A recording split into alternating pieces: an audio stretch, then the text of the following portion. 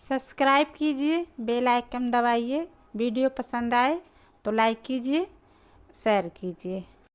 जय गुरुदेव।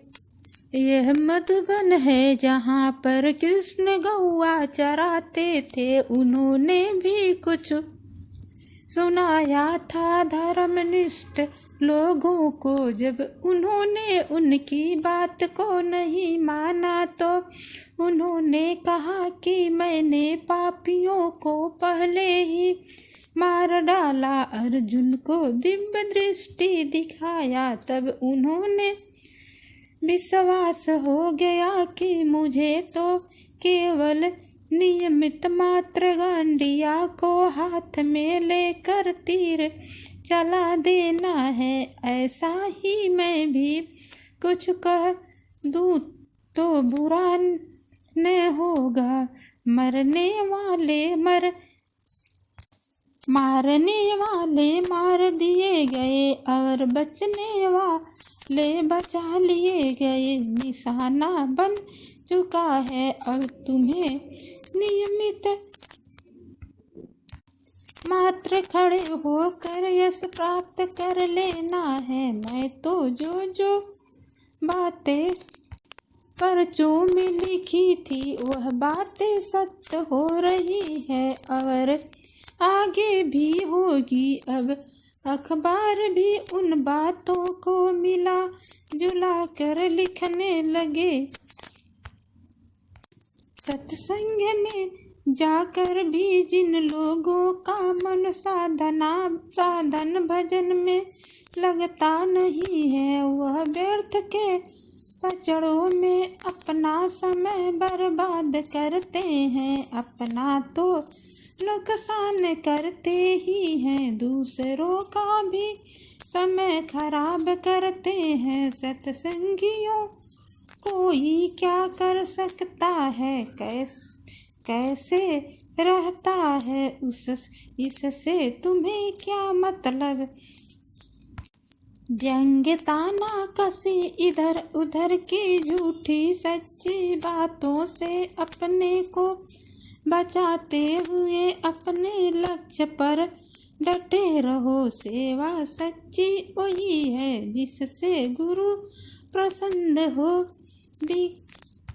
दिखावे में आकर जो सेवा की जाती है उससे गुरु की प्रसन्नता नहीं प्राप्त होती है। सत्संग में भी ईश्वर भी आएंगे, अंगद भी आएंगे और जमावंत भी आएंगे, किंतु हनुमान तो कोई बिरला ही होगा। हनुमान सब नहीं बन सकते, भजन में लग जाओ। अभी तुम्हारा शरीर ठीक है, मान लो शरीर ठीक न रहे तो तुम भजन कैसे करोगे। मैं कभी नहीं भूल सकता भारत भूमि से मेरा प्यार है। हम पक्के प्रेमनिष्ठ और सेवानिष्ठ हैं। हर काम में कर सकता हूँ और करता भी हूँ। झोपड़ी में जमीन पर भी लेटता हूँ और तुम देखते भी हो। खाने में दो एक फूल का तुम्हारी मुझको खिलाते हो। यहाँ मुझको देख कर यहाँ कोई नहीं कह सकता है कि बाबा जी लाखों की भीड़ में बोलते भी होंगे। एक बार जिसको देख लेता हूँ तो कभी भूल नहीं सकता। ना राजस्थान की एक स्त्री बोली कि महाराज मुझको पहचान रहे हैं, तो मैंने कहा कि तू रान शान की है। वह बोली कि महाराज मैं तो सोचती थी कि आप लाखों लोगों से रोज मिलते हैं तो सबको कैसे पहचान पाएंगे। मैंने कहा कि एक बार जिसको देख लेता हूँ उसे कभी भी नहीं भूल सकता। मनुष्य शरीर पाने का मकसद महापुरुषों का जन्म जीवों के कल्याण के लिए होता है। देवताओं को भी यह अमूलक मनुष्य शरीर नहीं प्राप्त होता है। भारत के महान आत्माओं का इसी शरीर द्वारा पग पग पर दया प्रेम मिलता है। जीव आत्माएं काल के देश में अनादि काल से भटक रही है। महापुरुषों की कृपा का अनुभव आपको धीरे धीरे हो रहा है। ऐसी शक्तियाँ भारत में बराबर रह रही अब भी है और आगे भी आएगी। तुम लोग इतनी दूर से आकर इस जंगल में पड़े हो। ध्यान भजन सुमिरन कुछ मालूम नहीं था, अब कर्म समझ में आया कि कर्म क्या है, सूरत क्या है, शरीर क्या है, तो प्रकाश दिखाई देता है। जीव आत्मा दोनों आँखों के पीछे बंद कर दी गई है। इसे अपनी शक्ति का होश नहीं है। इसके कान और आँख बंद हो गए हैं।